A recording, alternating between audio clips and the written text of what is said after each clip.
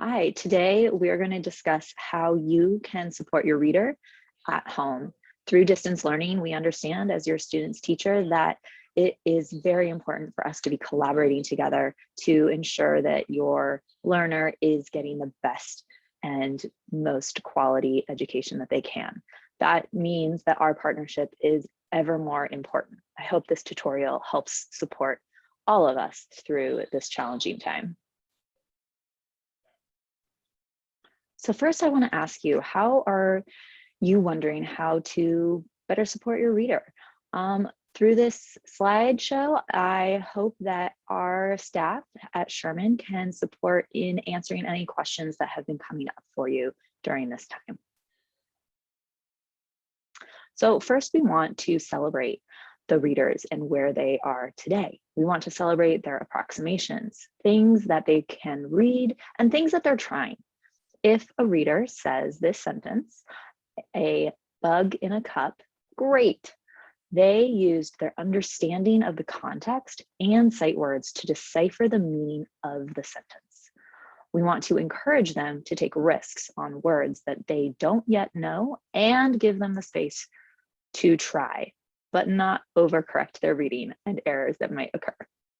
Wherever they are, we celebrate their efforts over being correct versus incorrect. We also focus on process over product. The process is how readers work independently with the things they know. We want our readers to use strategies like picture power, snap word power, and other tools they have learned in class to build their independence and reading stamina. When a child feels independent and successful, it leads to a growth mindset and their own personal growth. On the adverse, we can create dependent learners if we help too much. A dependent child might become hesitant to use strategies learned if they know we, the adults, always answer. So, what do you say when your child needs help? You can ask them, what would your teacher say? We will start with the reading process. The reading process is a series of strategies we have taught your reader to use when they are learning to read. Whenever your child is reading, we've taught them to use these strategies. We call them reading superpowers. The powers are used throughout the whole reading process, and readers can use them as they read more and more challenging text. We refer to this as building their reading muscles. If your child gets stuck and asks for help, rather than telling them what the book says, you can ask them, which superpower can you try?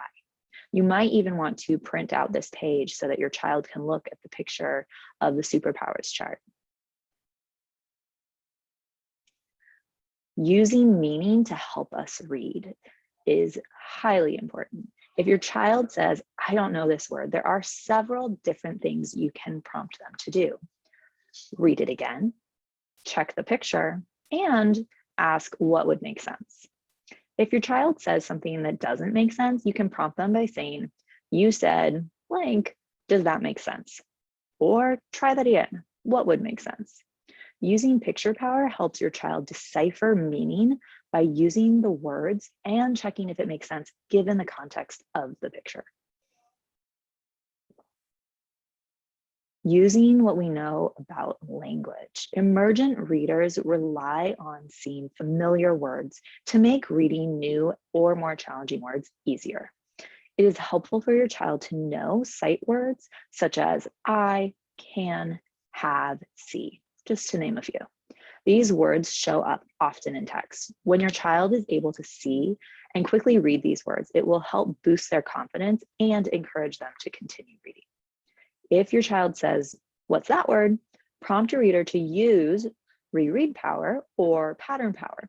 This helps them use their word solving skills that we have been working on all year and helps build their independence.